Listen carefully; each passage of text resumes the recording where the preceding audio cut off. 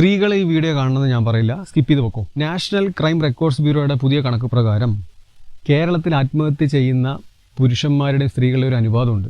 100 പേര് ആത്മഹത്യ ചെയ്യുന്നതിൽ 80 പുരുഷന്മാരും 20 സ്ത്രീകളുമാണ്.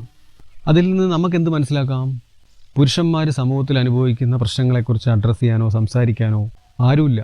സ്ത്രീകളില്ല, പുരുഷന്മാരില്ല, മറ്റാരുമില്ല. ഇതൊക്കെ ഞാൻ നിങ്ങളോട് പറയുന്നത് ഇന്ന് നവംബർ 19 ലോക പുരുഷ ദിനത്തിലാണ്. ഇന്ന് ലോക പുരുഷ ദിനമാണെന്ന് വേറൊരു പുള്ളിക്കാരൻ വീഡിയോ ഇടുന്നത് കണ്ടപ്പോഴാണ് ഞാൻ തന്നെ മനസ്സിലാക്കിയത്, ഇന്ന് പുരുഷ ദിനമാണല്ലോ എന്ന്. മറിച്ച് വുമൻസ് ഡേ ആണെങ്കിൽ ഇപ്പോൾ ഏകദേശം എല്ലാ സ്ത്രീകളും സ്റ്റാറ്റസ് ഇടും.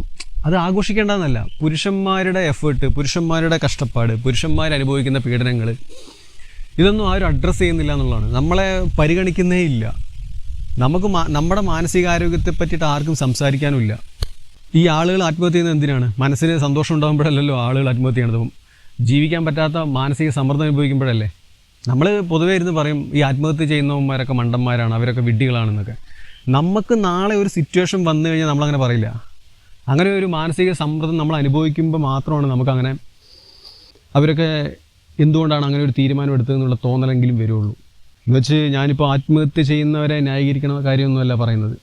പിന്നെ നമ്മുടെ സമൂഹത്തിൽ മറ്റൊരു സംഭവമാണ്, പുരുഷന്മാർ കരയാൻ പറ്റില്ല. എല്ലാവരും ചിരിച്ചു കഴിഞ്ഞാൽ ആയുസ് കൂടുമെന്ന് എല്ലാവരും പറയും.